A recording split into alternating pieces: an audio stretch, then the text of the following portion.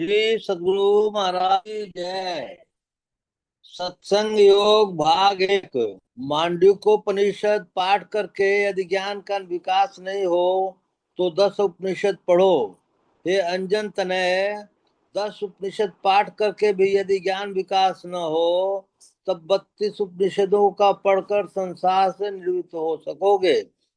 यदि तुम विदेह मुक्ति करना चाहते हो तो 108 उपनिषदों को पढ़ो। श्री राम ने कहा ये 10 उपनिषद ऋग्वेद के अंतर्गत हैं। इसके बाद ये 19 उपनिषद शुक्ल यजुर्वेद के अंतर्गत हैं।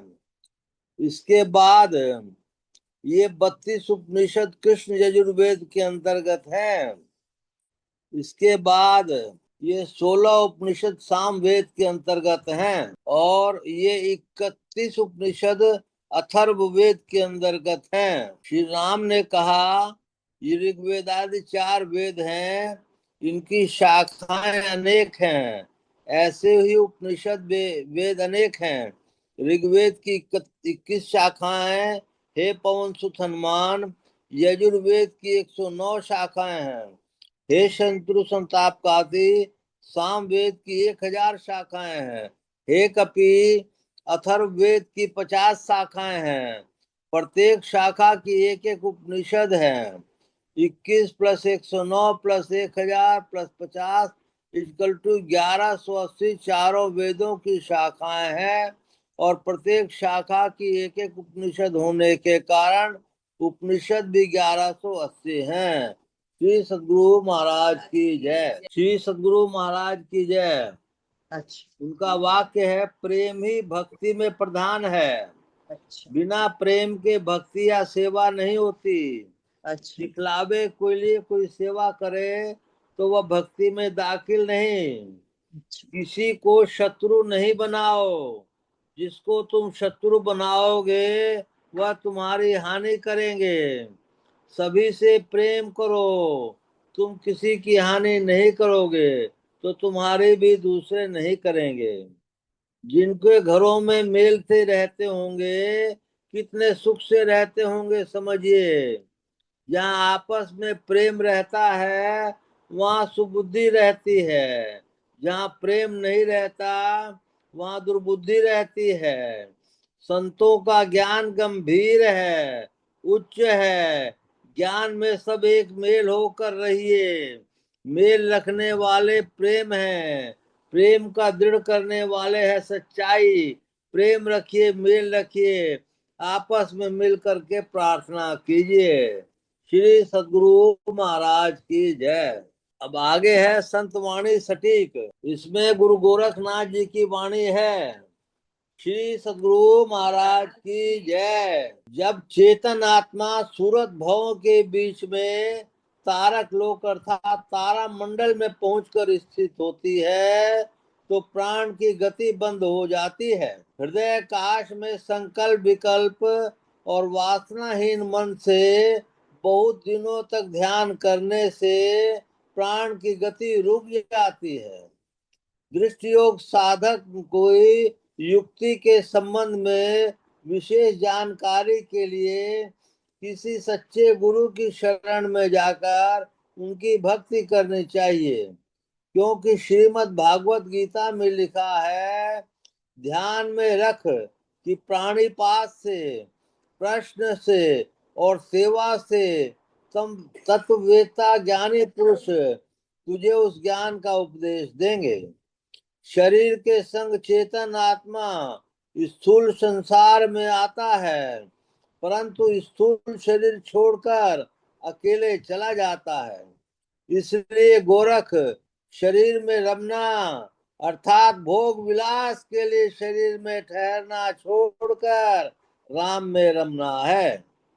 चेतन आत्मा शरीर के संग होकर इस स्थूल जगत में आया। शरीर का संग छोड़कर जाते हुए योगी को किसी ने नहीं पाया।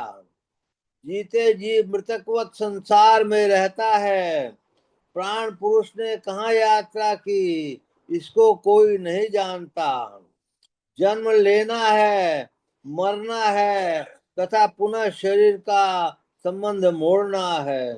इसलिए गोरखनाथ जी योगी हो गए। शरीर सुख विषय सुख है, इसमें अनित्यानंद नाशवान अनंत है, इसलिए इसमें रमना छोड़कर सर्वव्यापी परमात्मा राम में रमो। इसमें नित्यानंद की प्राप्ति होगी। योगी पुरुष संसार शरीर को संग छोड़कर चला जाता है, उसको देवदूत और यमदूत आदि कोई भी नहीं पा सकते। वे तो उसी को पा सकते हैं जो योगी नहीं है। यह अयोगी मृत्यु के अधीन होकर मृत्यु शक्ति के कारण केवल स्थिर शरीर को ही अपनी इच्छा न रहते हुए भी छोड़ता है। इसका सूक्ष्म कारण और महाकारण जड़ शरीरों के संग नहीं छूटता है, और स्थूल जड़ शरीर में रहने की इच्छा भी नहीं छूटती है। अतएव अपने पुनः पुनः जन्म द्वारा स्थूल शरीर का संग होता रहेगा, और पुनः पुनः मृत्यु के समय उसको यमदूत पाते रहेंगे। परंतु योगी पुरुष सत्संग, गुरु सेवा एवं परमात्मा की प्राप्ति में प्रेम और साधन से कथित सब जड़ शरीरों के भोगों में आसक्ति और इच्छा को, उनके दुखद परिणाम नश्वरता और मलिनता को जानकर पूर्ण रूप से त्याग देता है। अतएव गुरु और परमात्मा की कृपा से स्ववश और स्वेच्छा से शरीरों के संग को छोड़ता हुआ जब वह जाता है, तब उसे कोई नहीं पाता। उसके पुनर्जन्म का कारण मिट जाता है, और वह परमात्मा को प्राप्त कर मोक्ष को प्राप्त कर लेता है। जो मनुष्य मृत्यु के समय अचल मन से भक्ति युक्त होकर और योग बल से भावों के बीच में अच्छी तरह प्राण को स्थापित करता है, वह उस दिव्य परम पुरुष को पाता है। वह योगी संसार में रहते हुए भी जीवन काल में विषयासक्ति को त्याग कर इंद्रियों के घाटों से अपनी चेतन धारों को खींचता हुआ उन्हें केंद्रित करता है। इस प्रकार उसकी वृत्तियों का पूर्ण सिमटाव हो जाता है, तथा सिमटाव के स्वाभाविक गुण के कारण उसकी ऊर्ध्व गति होती है।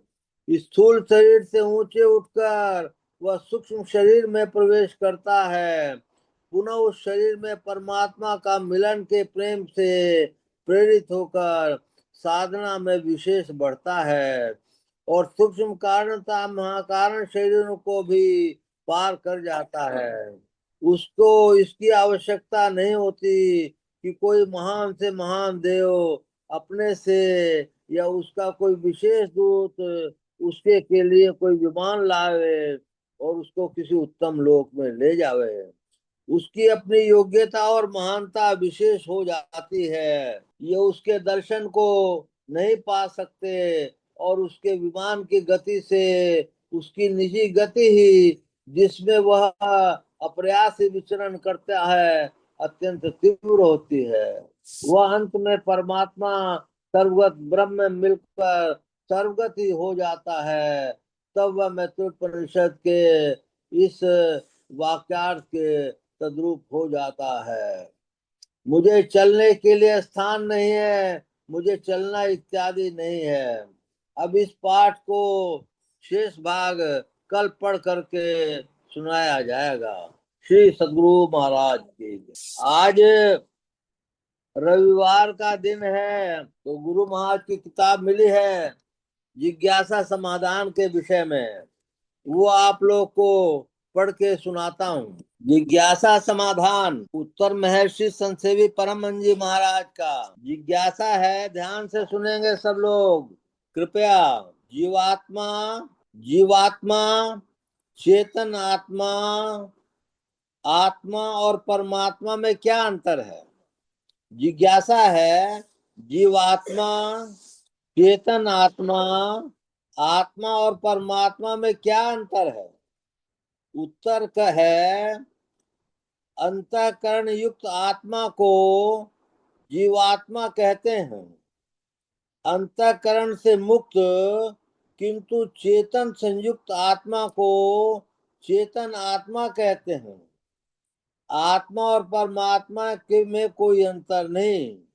इसको इस भांति भी कह सकते हैं कि जड़ रहित को जीवात्मा, चेतन आवरण को चेतन आत्मा और जड़ चेतन आवरण रहित को जी परमात्मा कहते हैं। जीवात्मा अंतःकरण युक्त, अंतःकरण आत्मा को जीवात्मा कहते हैं। अंतःकरण युक्त क्या हुआ? मन बुद्धि, मेरे समझ में मन बुद्धि चित्त और अहंकार के युक्त आत्मा को जीवात्मा कहते हैं। अंतःकरण युक्त किंतु चेतन संयुक्त, चेतन क्या है? हमारे जब शरीर छूट गए तो चेतन केवल रह गया। उस चेतन को वो अंतःकरण युक्त किंतु चेतन संयुक्त आत्मा को चेतन आत्मा कहते हैं। केवल एक इंद्रिय रह गई, चेतन, वो भी इंद्रिय नहीं है। इस चेतन से युक्त जब हम केवल दशा में चले गए तो चेतन आत्मा कहते हैं। आत्मा और परमात्मा में कोई अंतर नहीं। मतलब चेतन आत्मा जब आत्मा को देख लेती है और आत्मा परमात्मा में मिलने के योग्य हो जाती है तो वो जैसे आत्मा और परमात्मा में कोई भेद नहीं। इसका मतलब जैसे शीशे की अलमारी में हम देखते हैं उस तरह केवल दशा में भी हम परमात्मा को देखते हैं। लेकिन जब वो अब जो चेतन सहित है, वो जब चेतन रहित होकर के परमात्मा मिल जाती है तो आत्मा और परमात्मा एक हो जाते हैं। ये मेरे को समझ में आया जो आप लोग को समझा दिया। अब जड़ रहित आवरण रहित, हाँ जड़ रहित आवरण रहित, आवरण रहित को आत्मा या परमात्मा कहते हैं। माने आवरण रहित माने चेतन का भी आवरण नहीं रहे वो परमात्मा कहलाता। परमात्मा जिज्ञासा है, परमात्मा तो अनादि है, यह बात समझ में आती है, किंतु प्रकृति अनादि है या नहीं? उत्तर है गुरु महाराज का, देश काल ज्ञान से प्रकृति अनादि है किंतु उत्पत्ति से सादी है। क्योंकि प्रकृति के होने पर ही देश और काल बनते हैं, इसके पूर्व नहीं। परमात्मा की मोज से जड़ और चेतन दोनों प्रकृतियों की उत्पत्ति होती है। ये प्रकृति द्वय उत्पत्ति दय होवे प्रभु की मौज से, ये अजाय अनाद्या स्वयं है, हरगिज न कहना चाहिए। अब आगे है, ब्रह्म से पुरुष और प्रकृति प्रकट भई। यहाँ पुरुष से तात्पर्य परा प्रकृति से है। श्रीमद् भगवत गीता के अध्याय 15 में अपरा प्रकृति को क्षर पुरुष और परा प्रकृति को अक्षर पुरुष कहा गया है। जिज्ञासा, भगवान बुद्ध और महावीर तीर्थंकर ने स्पष्ट रूप से ब्रह्म के संबंध में कोई निर्वचन नहीं किया है, क्या उन्हें नास्तिक कहना युक्ति संगत होगा? समाधान, भगवान महावीर तथा भगवान बुद्ध ने निर्वचन में यद्यपि ब्रह्म शब्द का प्रयोग नहीं किया है, तथापि अत्ता, आत्मा, गकारक, नाथ आदि शब्दों का प्रयोग तो किया ही है। भगवान महावीर ने कहा है आत्म नाम विद्धि और भगवान बुद्ध ने कहा है अत्ता ही सुनो नाथो को ही नाथो परासिया अनंतत्व सुदेन्ते नाथम लभाति दुर्बलम। अर्थात व्यक्ति अपना स्वामी आप है, भला दूसरा कोई उसका स्वामी क्या होगा? अपने ही को अच्छी तरह दमन कर लेने से वह दुर्लभ स्वामी हो जाता है। जिज्ञासा है, गायत्री के जिस सविता का उल्लेख है वह जड़ सूर्य के लिए कहा गया है क्या? समाधान, गायत्री मंत्र में जिस सविता का उल्लेख है ब्रह्माकाश का जड़ सूर्य नहीं है, वह तो अंतराकाश का चेतन पुरुष है। मैत्रेय उपनिषद सामवेद का अध्याय 2 श्लोक 14 में लिखा है हृदय आकाश में चैतन्य रूप सूर्य बराबर उगा रहता है, कभी अस्त नहीं होता और न कभी उदित होता है। संध्या कैसे करूं? साधक जब अंतर साधना करता है तो उसको जिस प्रकार की अनुभूति है उसकी कार्मिक वर्णन हम मंडप बहुपनिषद युक्त यजुर्वेद में पाते हैं। आगे जिज्ञासा। अंतःकरण की 4 इंद्रियों में मन और चित्त में क्या अंतर है? समाधान। अंतःकरण की 4 इंद्रियां हैं मन, बुद्धि, चित्त और अहंकार। इन चारों के पृथक पृथक कार्य हैं। मन का काम संकल्प विकल्प करना है। संकल्प विकल्प को मन बुद्धि विचार कहते हैं। चित्त सचेतन है, वह सबको संपादित करता है और अहम से मैंपन का ज्ञान होता है। चित्त अपने स्वरूप में चेतन है, वही जड़ मंडल में चित्त कहलाता है।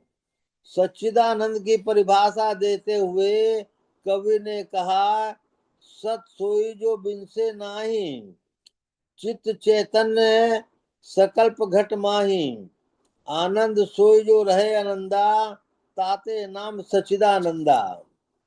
यद्यपि मन जड़ है, फिर भी इसको चित्त की इतनी समीपता प्राप्त है कि यदा कदा लोग मन की जगह चित्त और चित्त की जगह मन का शब्द का व्यवहार करते हैं। आगे है जिज्ञासा।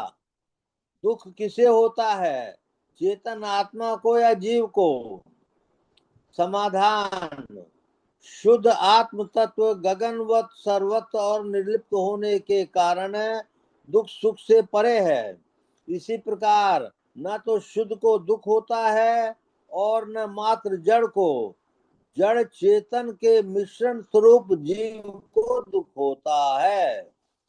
जड़ चेतन के मिश्रण स्वरूप को दुख होता है। जिज्ञासा। यदि केवल शरीर में ही परमात्म ज्ञान का होना संभव है तथा सारे दुखों का निवारण हो जाता है तो केवल पार जाने का क्या प्रयोजन है? समाधान। अवश्य ही केवल शरीर में परमात्म दर्शन होता है, परमात्म ज्ञान होता है, किंतु वहां दैव बना रहता है। जैसे यद्यपि शीशे की अलमारी में रखी वस्तु का ज्ञान बाहर से होता है, फिर भी उसका स्पर्श नहीं होता है। इसी प्रकार चेतन आत्मा और परमात्मा के बीच केवल शरीर कांच के आदर्श सदृश है, वहां परमात्म दर्शन होते हैं, स्पर्शन नहीं। उस आवरण को पार कर आने पर द्वैत भाव मिट जाता है, अद्वैत स्थिति आ जाती है। सरिता जहाँ लग समुद्र भिन्न रहती है, उसकी नदी संज्ञा बनी रहती है। वही जल सागर में समागम करती है तो उससे अभिन्न हो जाती है। इसी भांति केवल शरीर में रहने पर जीव में पृथकता रहती है, उस शरीर को पार कर जाने पर एकता हो जाती है। श्री सद्गुरु महाराज की जय। बोलिए प्रेम से श्री सद्गुरु महाराज की जय। एक दफे मैं चास में रहता था, शरीर थोड़ा अस्वस्थ था।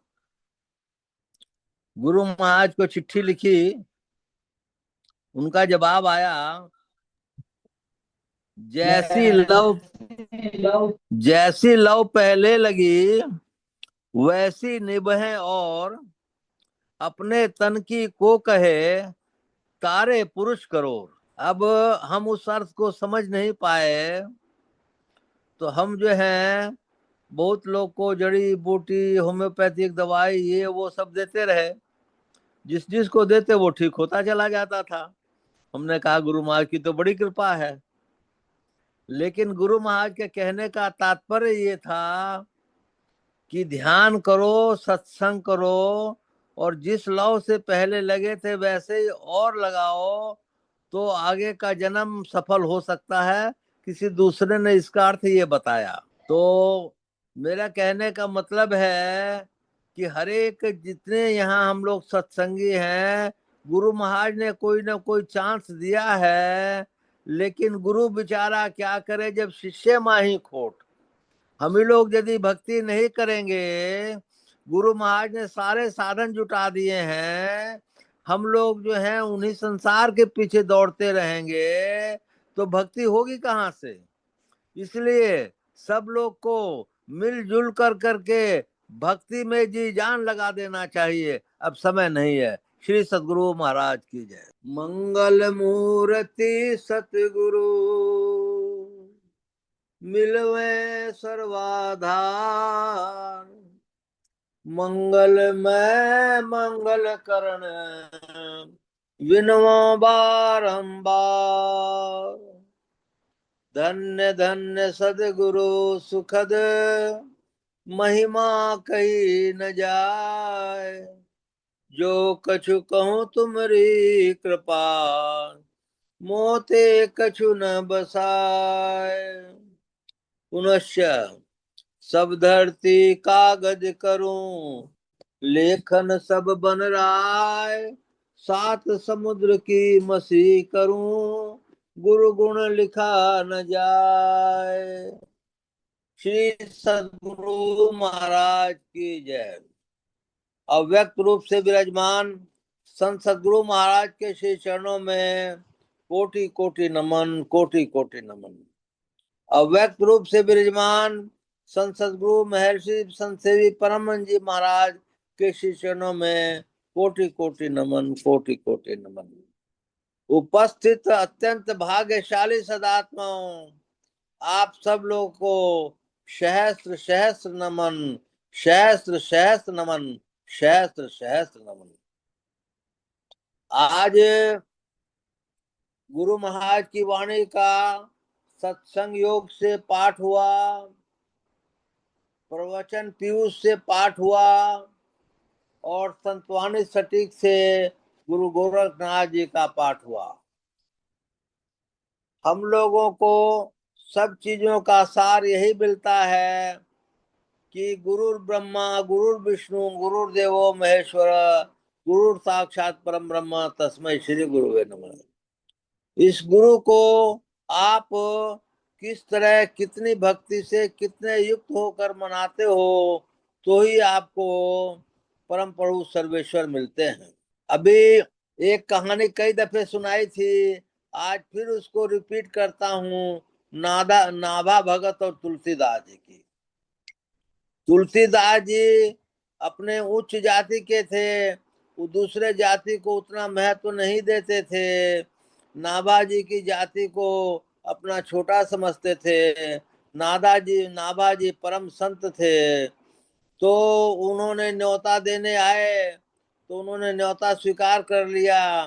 फिर मन में सोचा कि जाऊं तो कैसे, तो बोले कि आधा, मन में कहे कि आधा पौना घंटा के बाद जाऊंगा, हमारा जाना भी हो जाएगा और वो ठीक रहेगा, जाति से वो भी रहेगा। तब आधा पौना घंटा के बाद वो गए तो पत्तल समाप्त हो चुकी थी, और तब जो है नाभा जी ने कहा कि पत्तल तो समाप्त हो गई है। तो वो अपने नाभा जी का अपना जूती ले लिए, दोनों जूती, बोले कि एक जूती में चावल दे दीजिए, एक में दाल दे दीजिए। नाभा जी ने उनको अपने अंतर मन से लगाया और उनको आत्मज्ञान हो गया, पूरा आत्मज्ञान हो गया। तो आप ये सोचिए कि अगर गुरु या संत प्रसन्न हो जाएं तो किस चीज की कमी रह सकती है। जब आत्मज्ञान भी प्राप्त हो सकता है तो और कोई चीज तो इस संसार में क्षण भंगुर है, कोई उसका महत्व ही नहीं है। बात एक ही है कि गुरु को प्रसन्न करने की। हम लोग कभी भी उतनी चेष्टा नहीं करते। आज हृदय की एक और बात आप लोग को बताता हूँ।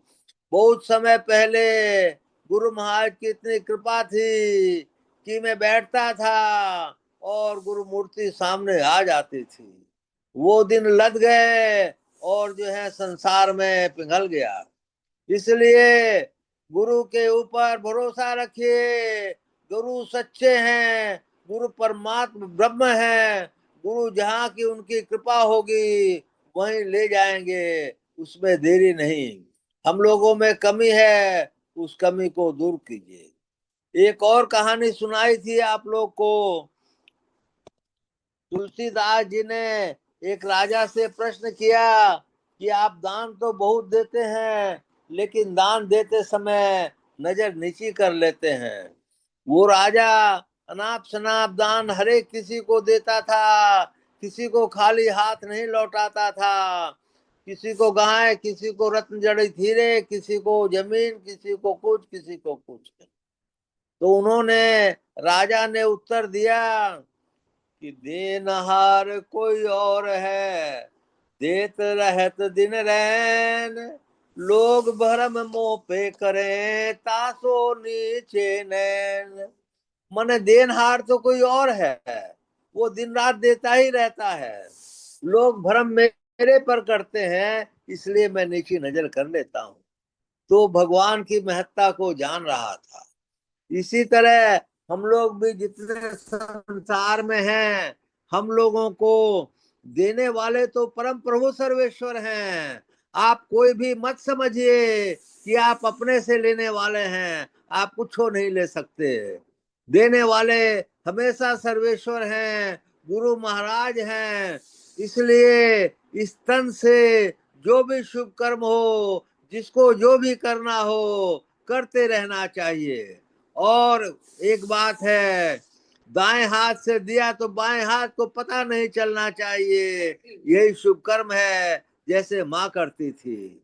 इस तरह से आप जो है, इसमें भेद क्या है? जो नाम के लिए शुभ कर्म करता है वो स्वर्ग की सीढ़ी के तरफ जाता है, और जो अज्ञानी बन करके शुभ कर्म करता है वो मोक्ष की सीढ़ी के तरफ जाता है। ऐसा किसी महात्मा, संत या किसी वक्ता ने कहा था। इसलिए हम लोगों को किसी प्रकार का घमंड अहम नहीं होना चाहिए। हम लोगों को प्रभु की सेवा में आते हुए सबकी, जिस किसी की बन पड़े, सेवा करनी चाहिए। गरीब का दिल मत दिखाओ, वह रो देगा, हाय कर देगा, और हाय कर देगा तो हमारा सत्यानाश हो सकता है। गरीब की हाय मत लीजिए, जाकी मोटी चाम, मुए खाल की चाम से लौ भस्म हो जाए। इसलिए सत्संगी बंधु बांधवों, दिन रात सत्संग करते रहिए, अपने परिवारों को सब जोड़ते रहिए, और किसी के अवगुणों को मत देखिए, सबके जो गुण है उसमें देखिए। संसार के हर एक व्यक्ति में कुछ ना कुछ गुण है, तो कुछ ना कुछ अवगुण है। गुणों को लेते रहिएगा तो गुण में बहुत आगे बढ़ जाइएगा। ध्यान भजन और सत्संग समय सब समय पर करते रहिए, उसमें ढील मत कीजिए। यही मेरा मन कहता है, तो कह दिया आप लोगों को। बोलिए प्रेम से श्री सद्गुरु महाराज की जय।